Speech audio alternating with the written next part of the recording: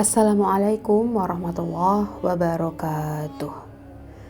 Air atau sumur Zam-Zam adalah air yang dianggap suci oleh seluruh umat Islam. Diketahui air Zam-Zam ini terletak di kawasan Masjidil Haram sebelah tenggara Ka'bah. Dan diketahui sumur Zam-Zam ini mempunyai kedalaman hingga 42 meter.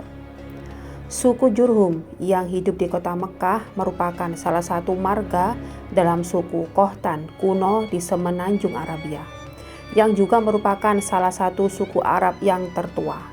Setelah sekian lamanya suku Jurhum berada di kota Mekah, kaum Bani Jurhum melakukan aksi penimbunan besar-besaran terhadap mata air Zam-Zam yang dahulu pertama kali dikeluarkan dalam peristiwa Nabi Ismail bersama ibunya Siti Hajar. Setelah suku Jurhum meninggalkan kota Mekah, datanglah suku dari Bani Huza'ah. Tetapi kala itu tidak bisa mengetahui sumber mata air yang sudah Bani Jurhum timbun kala itu.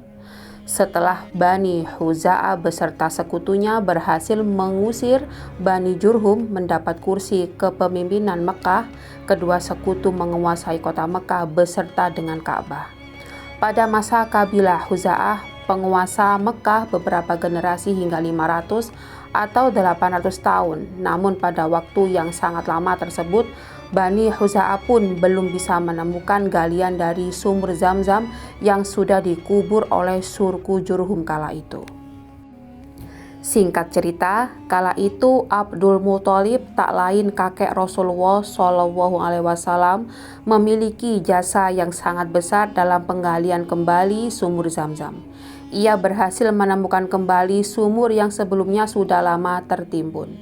Sumur Zam-Zam menjadi sumur yang tidak pernah kering. Air dari sumur ini bahkan memiliki banyak keutamaan sebagaimana telah dijelaskan dalam beberapa hadis.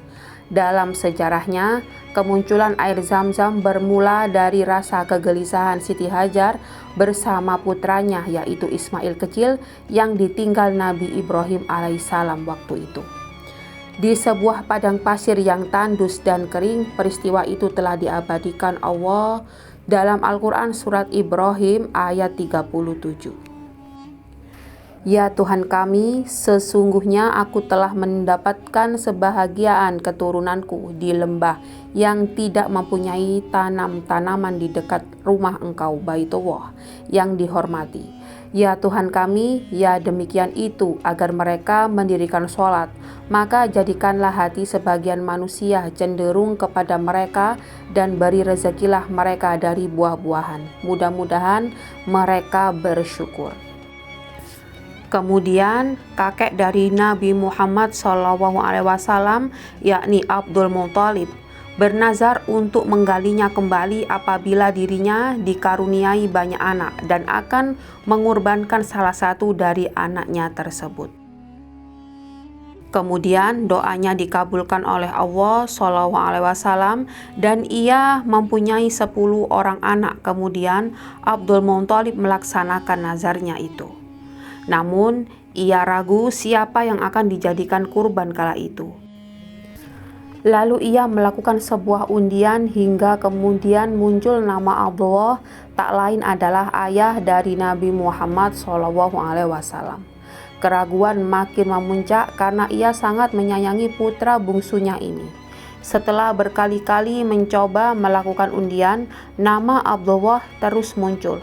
Kemudian ada yang mengusulkan agar nama Abdullah diundi dengan unta, dan setelah berkali-kali diundi selalu muncul nama Abdullah. Jumlah unta yang akan dijadikan kurban ditambah hingga 100 ekor unta, dan pada undian berikutnya akhirnya muncullah nama unta yang akan dikurbankan. Karena doanya dikabulkan dan Abdul Muthalib melaksanakan nazarnya, dia pun menggali sumur Zam-Zam tersebut.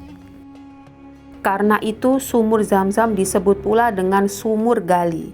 Abdul Muthalib menggali kembali sumur Zam-Zam yang berada di kota Mekah. Kala itu kota Mekah masih ditinggali oleh suku Jurhum dan Qatura.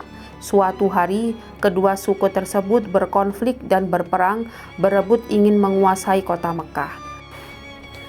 Kemudian Amr bin Al-Haris bin Mudal Al-Jurhum keluar dari kota Mekah dengan membawa 2 patung, kijang Ka'bah dan batu tiang, lalu menimbunnya dalam sumur Zam-Zam. Dia pun pergi bersama orang-orang Jurhum yang bersamanya menuju kota Yaman. Sejak kejadian itulah sumur Zam-Zam pun tertimbun. Setelah beratus-ratus tahun lamanya tertimbun, sumur Zam-Zam ditemukan kembali keberadaannya oleh Abdul Muthalib melalui isyarat mimpi. Dia pun menggali sumur tersebut sesuai dengan yang dilihatnya dalam mimpi. Sumur Zam-Zam akhirnya berhasil ditemukan dan digali kembali oleh Abdul Muthalib. Ini sekaligus menjadi jasa yang abadi hingga sekarang. Ketika Abdul Muthalib menemukan dan menggalinya, semua jemaah haji memanfaatkan airnya dan tidak lagi memakai sumur-sumur yang ada sebelumnya. Sejak saat itu, semua penduduk di kota Mekah tidak takut akan kekeringan karena sumur Zam-Zam diketahui akan mengair terus dalam keabadian. Ketika menggali sumur Zam-Zam, Abdul Muthalib menemukan sebuah harta karun yang terpendam di dalamnya, berupa 2 patung unta dari emas yang kala itu dipendam oleh suku Jurhum. Selain itu, juga terdapat pedang-pedang tanpa sarung dan baju perang lengkap. Pedang-pedang itu lalu dilebur menjadi bahan pintu Ka'bah. Kemudian salah satu patung unta tadi disepuhkan pada pintu Ka'bah. Selanjutnya, pintu Ka'bah dibuat khusus dari emas. Ini merupakan emas pertama yang menjadi perhiasan Ka'bah kala itu. Sebelumnya, bangsa Quraisy melarang Abdul Muthalib menggali sumur Zam-Zam, namun ia bersikukuh untuk melakukannya.